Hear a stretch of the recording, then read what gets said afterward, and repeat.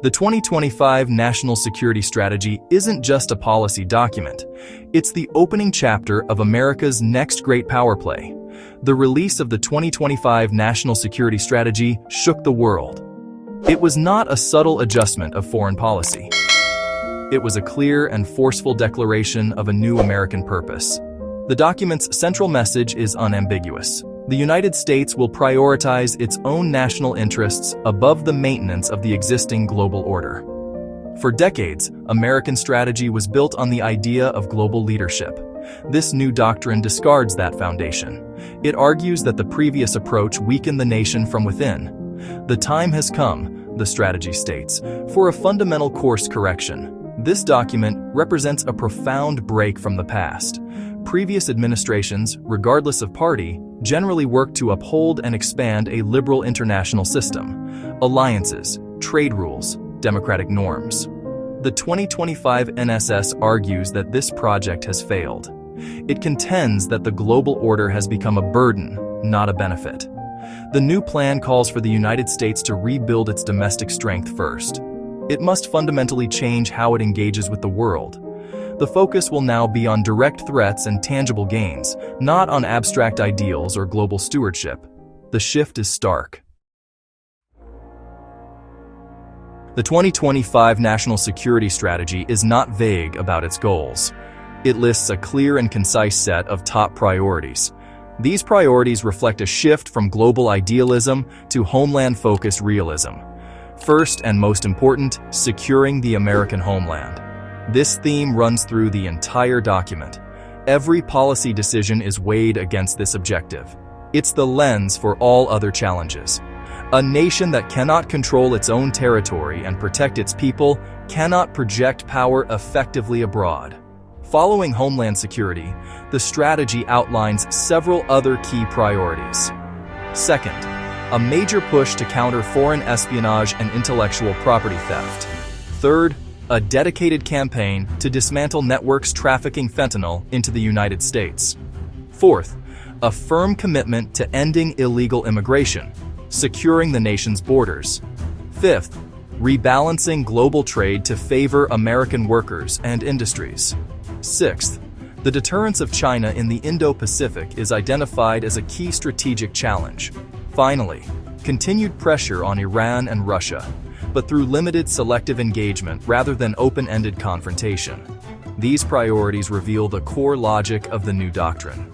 The focus is almost entirely on direct, tangible threats to American security and economic well-being. Issues like fentanyl trafficking and illegal immigration are elevated to top-tier national security threats, on par with great power competition. This departs from past strategies that prioritized abstract goals like democracy promotion or international climate agreements.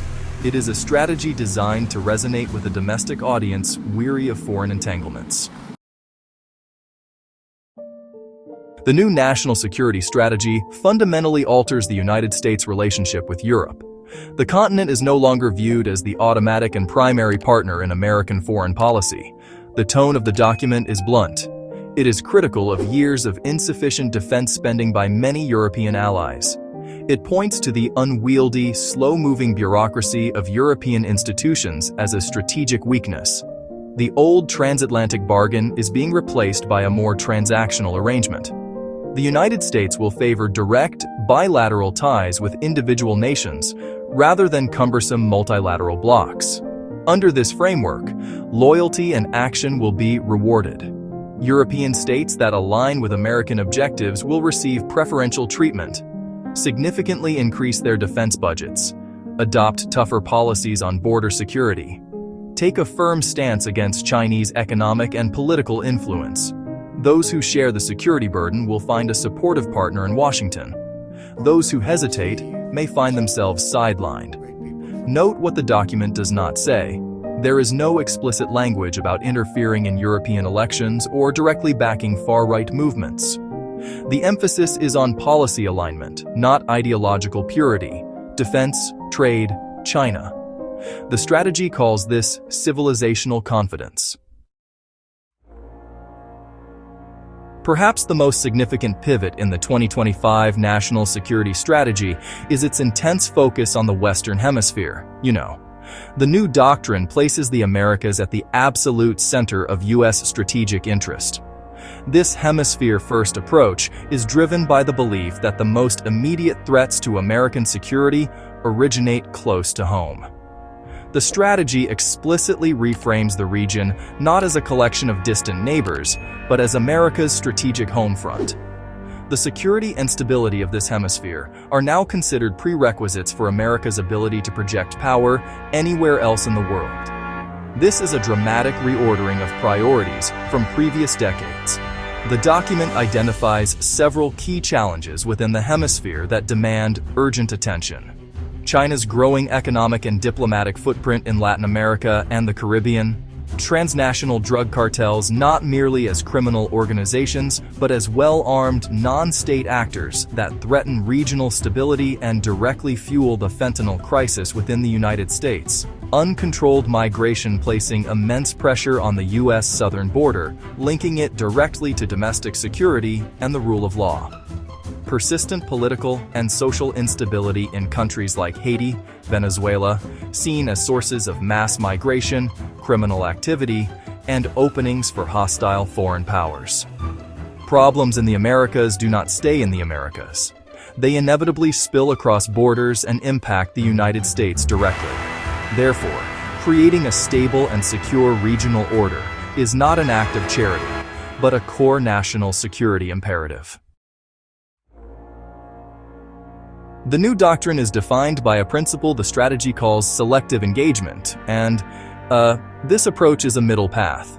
It is not a retreat into complete isolationism, nor is it a continuation of expansive internationalism.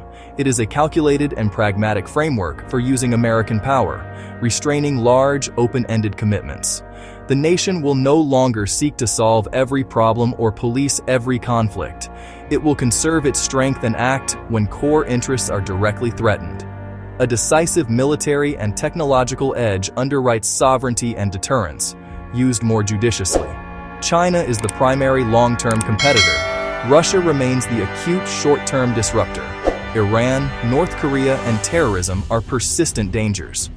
The United States shifts from global steward to strategic competitor.